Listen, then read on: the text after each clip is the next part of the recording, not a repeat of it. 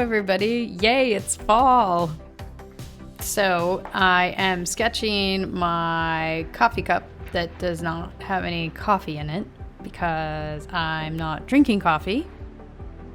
And this is actually, please, don't click away. This is camel's milk in this cup, foamed camel's milk. I have a lot of food allergies. I don't have a lot of options. This is something different, I'm sure, for a lot of you to hear, depending where you are in the world. Someone drinking camel's milk. But it's claimed to be very healing, and if I put a tiny bit of stevia in it and foam it, it is a treat. And I'm not eating sugar, not eating a ton of carbs for health reasons. And there are a lot of other foods that I'm just flat out allergic to and I cannot eat. So this is definitely a special treat in my life. I hope that you've stayed with me. So I'm sketching my mug because it's a good way for me to get myself started. Sometimes it can be really hard to start sketching or painting. There's a block in your brain. One way to look at it is like right brain versus left brain. Is it the right brain that's supposed to be creative and the left brain that's supposed to be like very practical? It's hard to turn off the practicality and turn on the, hey, let's create something. And this is my start. It's what I would do when I was going to coffee shops a lot. I would start sketching whatever was in front of me, which was my mug. And because it's actually a challenging thing to sketch, there's a lot of reflections on it. It looks different every time. I feel like I've actually learned a ton from sketching my mugs or cups or whatever I have in front of me. So I always start out with that if I can in my sketchbook. And then I obviously moved on to this acorn. So if you watch my last couple of videos, you might remember that I was reading a book by Lois. It's her latest book, and she covers in it how she developed her own personal style. And so I love Lois's work in part because of her color use and the fact that her work often has great form. It looks, I call it 3D-ish. And so when I was painting this mug, I was like, oh no, I'm doing it again. I'm just, trying to recreate the colors just as they are.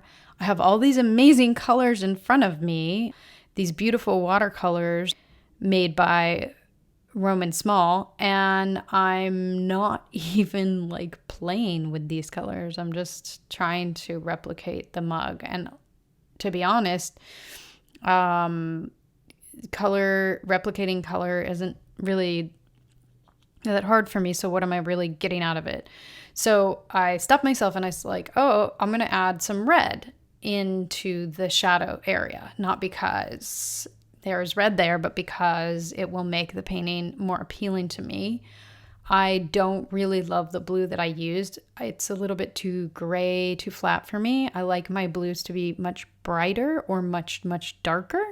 The color I thought I was mixing for the background, I thought was more green.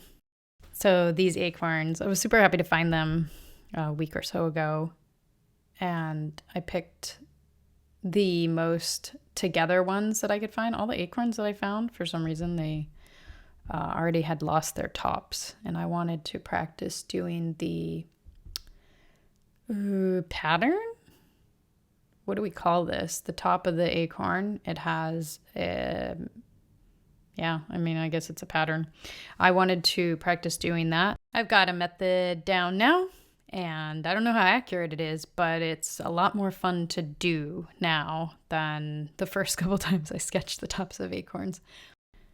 One of the things that I saw in Lois's book that I've been wanting to incorporate is contour hatching. I'm kind of doing that a bit here on the acorn to the left. I'm using line to create dimension. And, that can be tricky. There's not lines in everything.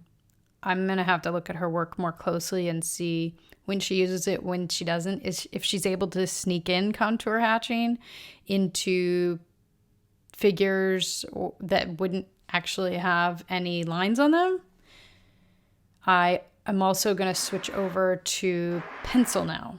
I'm trying to create for myself a mixed media workflow that includes pencils. I love using colored pencils, but they usually cramp up my hand and they take forever. So I love starting out with the watercolor and then switching to colored pencil, when to do that and when not to do that. I'm a little bit iffy on, but that is the point of a sketchbook. So you open it up and you play around and you make mistakes. I think I did a good job of putting unusual colors in my painting. It's not like I used colors that necessarily weren't there on the acorns, but I think I exaggerated them, made them a lot more red, brighter yellow. I don't know, I didn't use bright yellow, but like a more saturated yellow than was actually there. I love that this acorn's broken on top, because then you've got like the cross section going on. I had only my favorite colors of colored pencils on the table, and it helped me remember which colors I prefer to be using so I don't mix colors I don't want. I haven't painted in my sketchbook a lot lately, but I have a new one waiting for me that has 100% cotton paper that I really want to move on to so that I could be sketching on 100% cotton paper instead of tree paper. Don't get me wrong, I love this sketchbook. I love that if I try to put too many layers, the sketchbook paper will revolt and I cannot continue, which is great for a sketchbook, keep things simple. But I kind of want to be doing some more finished pieces, so I would like to be able to do more layers if I can, at least have the option. So thanks so much for joining me in my first fall themed sketchbook page of this season, and I will see you in the next one. Bye.